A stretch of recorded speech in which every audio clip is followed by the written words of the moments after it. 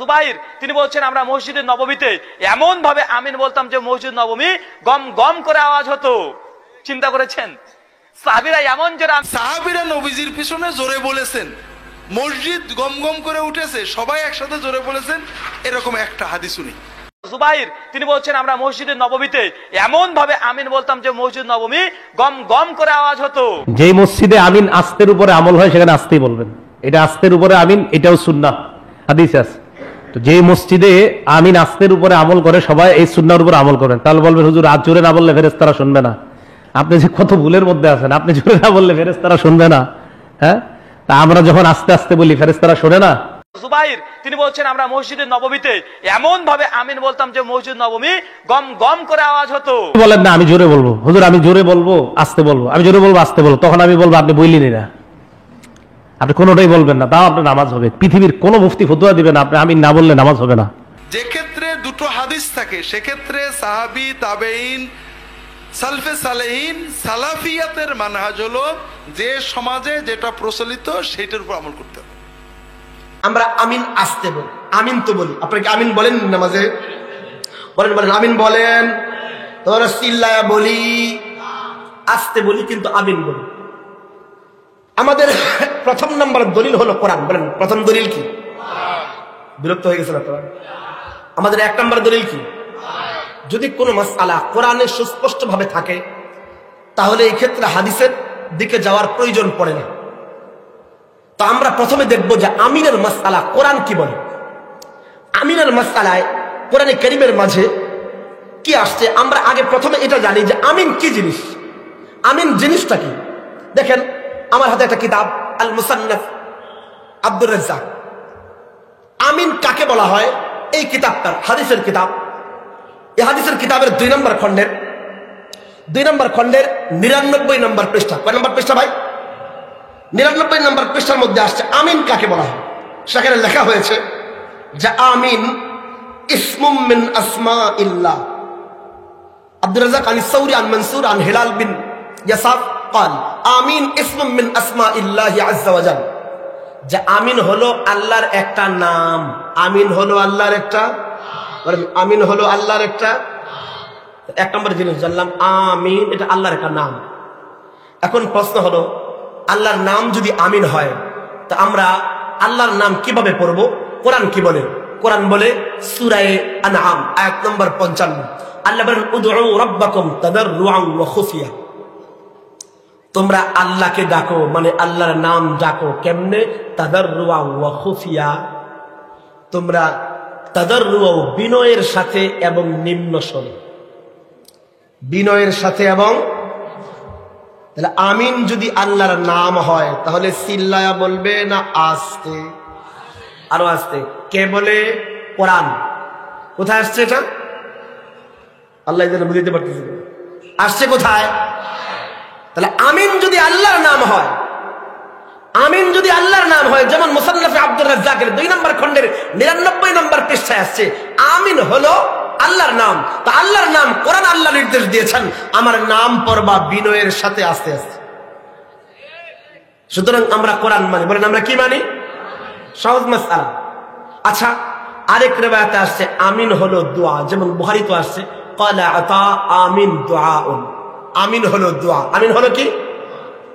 আমিন যদি দোয়া হয়, আমিন যদি দোয়া হয় যেমন, তাহলে এই ক্ষেত্রে কি পড়বে? কোরআন কারীমের মধ্যে আসছে যে আমিন দোয়া। আমি এটাও দেখাই, দেখেন 2 নম্বর খণ্ডের 99 নম্বর পৃষ্ঠায় আসছে যে আমিন যে দোয়া, যেমন আসছে কানা মুসা বিন ইমরান ইদা দাখালা আম্মান হারুন। না এটা না, আরেক জায়গায় আসছে যে এই বুখারী শরীফে আসছে ক্বালা আমিন ক্বালা আতা আমিন দুআউন। হয়তো আতা রাহমাতুল্লাহ লিখেছেন আমিন হলো দোয়া। আমিন কি? এখন আমিন যদি দোয়া হয় তাহলে দোয়া কেমনে করবে? কোরআন কারীমের মধ্যে আসছে ওয়াজকুর রাব্বাকা ফি নাফসিকা তাদাররুআন ওয়া খিফা, তাদাররুআন ওয়া খিফা। যে তোমরা আল্লাহর জিকির করো, তোমরা আল্লাহর জিকির করো কেমনে? আল্লাহর জিকির করো ফি নাফসিকা মনে মনে, বিনয়ের সাথে এবং চুপি সারে। বলে তাহলে কোরআন বলতেছে যদি আল্লাহর নাম হয় আমিন তবু আসতে, আর যদি এটা এটা যদি জিকির হয় তবুও কি, যদি দোয়া হয় তবুও কি? বুঝতে পারি না এখন। আমিন যদি আল্লাহর নাম হয় তবুও কোরআন বলে জোরে না আস্তে? আর আমিন যদি কি হয়, দোয়া হয় তবুও কোরআন বলে জোরে না আস্তে? তো কোরআনে যদি কোনো মাসআলার সমাধান পরিষ্কার ভাবে পাওয়া যায়, হাদিসের কোনো দরকার আছে? আমার কথা কি বুঝতেছেন? এই জন্য আমি এটা আর লম্বা আলোচনার মাঝে গেলাম না। এই আমিন আস্তে বলা কি দ্বারা প্রমাণিত? বলেন বলেন। এর মানে আমাদের আলেম ওলামারা আগে যা কিছু শিখাইছেন, ভুল শিখাইছেন না সঠিক? আরো আসতে পারেন, ভুল শিখাইছেন না সঠিক? আমি আসলে লম্বা আলোচনা করবো না, আমি একটা মজার জিনিস দেখাবো। এখন আমি যত দলিল দেবো ওরা সিল্লা এক একজন বলবে যে হুজুর এগুলো জাল বা জয়ীফ। এই জন্য আমি এবার এমন একটা কিতাব থেকে দলিল দেবো যে কিতাবটা আমরা বের করি নাই, বরং দুস্তরা বের করেছে, এবং দুস্তরা যার লেখা বই তাকে শায়েখ মানে। যেমন আমার হাতে দেখার একটা বই আছে জাদুল মাআদ, এই গ্রন্থটার লেখক হচ্ছেন ইবনুল কাইয়িম রহমতুল্লাহ আলাইহি। তাকে আমাদের এই লামাযহাবী দুস্তরা শায়েখ মানে, লামাযহাবী দুস্তরা শায়েখ। এবং তাদের প্রকাশনী থেকেই এবং তাদের লাইব্রেরি থেকে আমি নিজে গিয়ে কিনেছি, তাওহীদ পাবলিকেশন ঢাকা থেকে। এই জাদুল মাআদ গ্রন্থের একটা হাদিস আমি আপনাদেরকে শোনাবো। 101 নম্বর পৃষ্ঠা, বাংলা জাদুল মাআদ। কয় নম্বর পৃষ্ঠা? 101 নম্বর পৃষ্ঠা। দেখেন হাদিসটা একটু শোনেন। হাদিসের মধ্যে আসছে, কি আসছে দেখেন। দুটি নীরব থাকা সংক্রান্ত হাদিস সামুরা বিন জুনদুব রাদিয়াল্লাহু আনহু, উবাই বিন কাব রাদিয়াল্লাহু আনহু এবং ইমরান ইবনু হুসাইন রাদিয়াল্লাহু থেকে সহিহ সূত্রে বর্ণিত হয়েছে। আবু হাতেম তার সহিহ হাদিস সংকলনে এসব হাদিস উল্লেখ করেছেন। যারা দুবার নীরব থাকার হাদিস বর্ণনা করেছেন তাদের একজন সামুরা বিন জুনদুব। তিনি বলেন, রাসূল সাল্লাল্লাহু আলাইহি ওয়াসাল্লাম এর নামাজ থেকে আমি তার দুবার নীরব থাকার বিষয়টি স্মরণ রেখেছি। তিনি একবার নীরব থাকতেন তাকবীরে তাহরিমার পর, আর দ্বিতীয়বার গায়রিল মাগদুবি আলাইহিম ওয়ালাদ-দাল্লিন পড়ার পর। নবীজি গায়রিল মাগদুবি আলাইহিম ওয়ালাদ-দাল্লিন বলার পর জোরে আমিন বলতেন না নীরব থাকতেন? আমার বর্ণিত হাদিস না দোস্তদের কিতাবে বর্ণিত হাদিস? এরপরে নিচে লিখেছে কোন কোন সূত্রের হাদিসে বর্ণিত হয়েছে রাসূল সাল্লাল্লাহু আলাইহি ওয়াসাল্লাম কিরাতের পর কিছুক্ষণ নীরব থাকতেন, কিন্তু এটা একেবারে ইজমালি কথা। প্রথমোক্ত হাদিসের অর্থাৎ সামুরার হাদিসের বক্তব্য সুস্পষ্ট। সেখানে পরিষ্কারভাবে সূরা ফাতিহা পাঠের পর নীরব থাকার কথা হয়েছে। কাজেই সামুরা বিন জুনদুব থেকে বর্ণিত হাদিসই এক্ষেত্রে দলিল।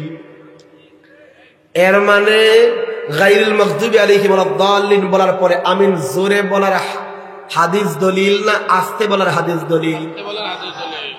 আমাগো কিতাবে বর্ণিত না দোস্তগর কিতাবে বর্ণিত? আমরা বলি আমাদের বক্তব্য মানো না মানো, নিজেদের শায়েখের কিতাব তো মানো। ঠিক আছে না? ঠিক আছে না? কোরআনও আমিন জোরে বলার পক্ষে বলে না, হাদিসও আমিন জোরে বলার পক্ষে বলে। দেখেন এখানে আরেকটা প্রসঙ্গ বলি। আমাদের এই বন্ধুরা নিজেদেরকে সহিহ হাদিসের অনুসারী দাবি করে। আমাদের এলাকার যে বন্ধুরা আছে, আমি তাদেরকে দোষ দেই না, এদের কোনো দোষ নাই ভাই।